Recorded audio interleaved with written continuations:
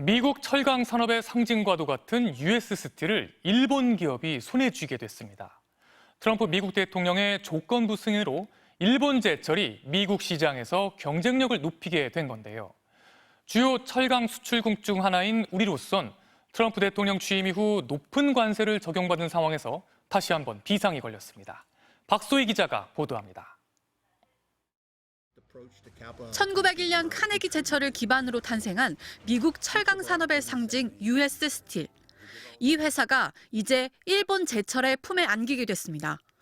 도널드 트럼프 미국 대통령은 국가안보 합의의 준수를 조건으로 일본 제철이 US 스틸에 투자할 수 있도록 하는 행정명령에 서명했습니다.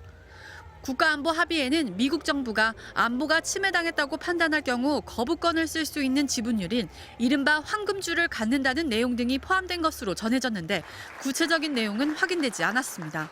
They're going to spend $17 billion on U.S. steel.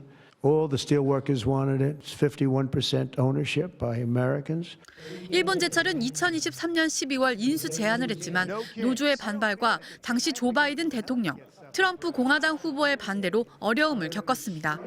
세계 4위 조강 생산 능력을 가진 일본 제철은 27위인 US 스틸을 인수함으로써 세계 3위 철강 기업으로 도약하게 됩니다.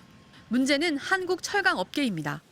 자동차와 가전제품용 고급 강제를 주로 생산하는 US 스틸과 일본 제철의 기술력이 결합되면 미국 내 고급 강제 시장에서의 경쟁은 더욱 치열해질 전망입니다.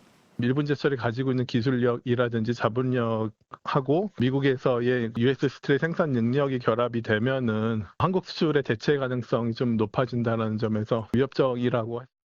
또 일본 정부가 이번 인수와 관련한 대미 투자를 지렛대로 삼아 곧 캐나다에서 열리는 G7 정상회의에서 미국 측의 철강 관세 완화를 요구할 가능성도 제기됩니다. 일본이 미국에 대한 기여, 투자나 앞으로의 협력 등을 고리로 해서 일본이 원하는 즉 미국의 관세를 없애는 거에 아마 주력을 할 것으로 보입니다. 전문가들은 트럼프 대통령이 미국 내 생산과 투자 강화라는 일관된 메시지를 내놓고 있는 만큼 우리 정부 역시 조선업이나 반도체, 자동차 등 전략 산업 분야에서 미국이 신뢰할 만한 동맹이라는 점을 적극 설득해야 한다고 조언했습니다. MBC 뉴스 박소희입니다.